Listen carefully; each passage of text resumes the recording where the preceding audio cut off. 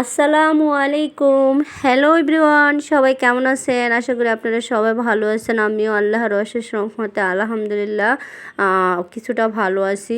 আর এই যে রাত্রে জিহাদের আব্বু অফিস থেকে আসার টাইমে আমার জন্য ফরমালিন মুক্ত আম নিয়ে আসছে। এটা ওর আব্বু কিনে নিয়ে আসে নাই। আমার বড় যা যে ব্যাংকের জব করে, ওনার এক কলিগে নাকি গ্রাম থেকে একদম ফরমালিন মুক্ত আম 1 মনের মতো দিয়েছিল। আর কাঁচা আম, ফরমালিন মুক্ত আম কিন্তু কাঁচাই হয়, 1 দিন 2 দিন রাখলে এগুলা পাইকা যায়। আর এখন ওখান থেকে আমাকে মিনিমাম এখানে কয় কেজি হবে আমি মানে অনুমান করতে পারতেছিলাম না। জিহাদের আব্বু বলছে হয়তো 5 কেজির কাছাকাছি হতে পারে। তারপর জিহাদের আব্বুকে বসুন্ধরা এনে আমার মানে কারণ বাজার আমার বাসুরে আমার ছেলেকে যে স্কুল থেকে নেওয়ার টাইমে ওর জিহাদের আব্বুকে দিয়ে গেছে। ওখান থেকে জিহাদের আব্বুর দোকানে নিয়ে গেছে, দোকান থেকে এখন আসার টাইমে আর নিয়ে আসছে। বলছে তোমার মানে আমি যেহেতু অসুস্থ এখন এগুলা মানে খাইলে নাকি আমার জন্য অনেক ভালো হবে, সেজন্য আরও বেশি গর্জ করে দিয়েছে আমাকে। আর এই যে আনার পরপরই আমার স্বামীর ভালোবাসা আমার প্রতি শুরু হয়ে গেছে। আসলে কেয়ারিং একটি স্বামী পাওয়া বড় ভাগ্যের বিষয়। জানি না মানে কতটুক মানে ভাগ্য আমার। আলহামদুলিল্লাহ এখন এই মুহূর্তে আমাকে জিহাদের আব্বু যথেষ্ট কেয়ারিং করতেছে যতটুকু সম্ভব। আর আমি বলছি যে আসেন আমরা 3 জনে মিলেই খাই। দেখেন আমগুলো অনেক গুড়ি গুড়ি উঠতেছিল, অনেক মানে পাকা না একদম। তারপর জিহাদের আব্বু যেহেতু সময় পায় না, এই জন্য আমার একটু ডাক্তারের কাছে যেতে হবে। তো আমার মানে ছেলেই আমার ওর আব্বুর দায়িত্বটা পালন করতেছিল। এখন আমি ওরে নিয়েই যাচ্ছি ডাক্তারের কাছে। আসলে ওর রাত্রে ভাত খাই নাই, সেজন্য আমি ভাবছি যে ওর আর মাদ্রাসায় দিব না, কারণ মাদ্রাসার পর অনেক চিল্লাই পড়তে হয়। এখন আমার ছেলে যেহেতু রাত্রে ভাত খাই না, সকালে কোনো রকম একটু কোনো রকম নুডলস খাওয়াই আমি ওরে মাদ্রাসায় দিই। আর টিফিন দিই, টিফিনগুলা হয়তো বাইরের কোনো চিপস, বনরুটি, কেক এগুলা তো আর হবে না। ভাতের কোনো চাহিদা তো আর পূরণ হয় না সে দুপুরে যে ভাত খাইছে।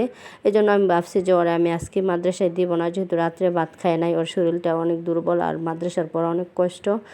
আর এই জন্য আমি ওরে কোথায় রেখে যাব? আমার বাবার বাসা আমার আম্মু বলছিল রাইখা দেওয়ার জন্য। তা আমি বলছি না দরকার নাই, আমি আমার সাথেই নিয়ে যাই, দেখি নিয়ে গিয়ে তারপরে এই জন্য আমি ওরের সাথে করে নিয়ে গেছি। হয়তো অনেক যেতে চায় না, তারপরে রিক্সায় ওঠার পর অনেক খুশি হয়ে গেছে, এই যে ভিডিও করতেছে আর ছবি তোলার মতন হাত তুলতেছে। তো ফাইনালি বাসায় কোনো বাজার ছিল না, তারপরে মানে গোস্ত ছাড়া। আর এখন ফুল মাছও কিনতে পারতেছি না পুরো মাসের, কারণ আমার ফ্রিজ খালি নাই। আর ডাক্তার আমাকে বলছিল যে আমার ব্লাড গ্রুপ যেহেতু এবি নেগেটিভ, আমাকে বেশিরভাগ কবুতরের বাচ্চা বালমা এগুলা খাবার বেশি খাওয়ার জন্য।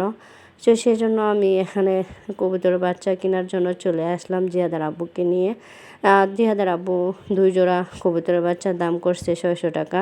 একবারে ড্রেসিং করে নিয়ে যাবে, দিয়ে দিবে ওরা বলছিলাম 550 টাকা, ওরা বলছে একবারে ড্রেসিং করে দিব, আপনারা আমাকে 600 টাকা দিয়েন। তো এখান থেকে মুরগি নিয়ে নিলাম। জিয়াদের আব্বু বলছে যেহেতু মুরগি নিতে হবে, 2টা মুরগি নিয়ে নিছি। আর এই যে এখানে 2টা দেশি মুরগি নিয়ে নিলাম। আর এখানে এই যে 4টা কবুতরের বাচ্চা, 4 দিন খাবো। এগুলো শুধু আমার জন্য, আর মুরগি হচ্ছে ওদের জন্য। আর গরু গোস্ত ওরকম বেশি একটা ভালো লাগে না, এখন আর গরু গোস্ত আপাতত রান্না করবো না। আর আব্বু বলছে মাসে একবার গরু গোস্ত রান্না করো, আর এই যে মুরগিগুলো খাবো। আর কবুতরের বাচ্চাগুলো তোমার জন্য আলাদা প্যাকেট করো। আর একটা মাছ নিয়ে আসছে শুধু, কারণ ফ্রিজে একদম জায়গা কম, 800 নাকি 900 টাকা নিয়েছে একটা মাছ। এই মাছ আমি খাইতে পারি না, আমার কাছে ভালো লাগে না মাছ। তারপরে অনেক দিন পর মানে ফুল রান্না বান্নার মধ্যে চলে গেলাম। এই যে একটা মুরগি রান্না করতেছিলাম, আর এই যে আলু দিয়ে মুরগি রান্না করতেছি জোল করে মানে। আর এই দিকটা মুসুরির ডাল বেশি করে আব্বু বলছে রান্না করার জন্য। আমার কাছে মুসুরির ডালটা পাতলাটাই অনেকটাই ভালো লাগে, আমার ঘন ডালটা একদমই ভালো লাগে না। আর আমি তো শিওর নাই মুরগি খাবো কি না, সেজন্য আমি একটু মরিচ বাইটটা নিয়েছি ধনেপাতা দিয়ে। এরপর আমার মানে ছেলে আমার 22 তারিখে আসতে বলছে আমার হাজব্যান্ড যে আসুক, আর আমার আম্মাও আসছে যে সবাই একসাথে আজকে যেহেতু বাসায় আছি একসাথে খাওয়া দাওয়া করবো। তাই আমরা সবাই একসাথে খেতে বসছি। আসলে আমি যে অসুস্থ আমি নিজেই ভুলে গেছি। খাবার খেতে গিয়ে মাসাল্লাহ ভালোই খাইছি। এভাবে যদি আমি প্রত্যেক দিন খাইতে পারতাম তাহলে আমি অনেক সুস্থ হয়ে যেতাম। আর যাদের ভিডিওটা ভালো লেগে থাকে সবাই একটু লাইক কমেন্ট শেয়ার করে দিবেন, এবং আমার 5 মিনিট 19 সেকেন্ড ভিডিওটা কেমন লাগছে এবং কে কোথা থেকে আমার ভিডিওটা দেখছেন সবাই লাইক কমেন্ট শেয়ার করে দেবেন। অনেক কষ্ট করে একটা ভিডিও মেক করে যদি লাইক দেন তাহলে ভালো লাগবে। আজকে ভিডিওটা এই পর্যন্ত। আল্লাহ হাফেজ।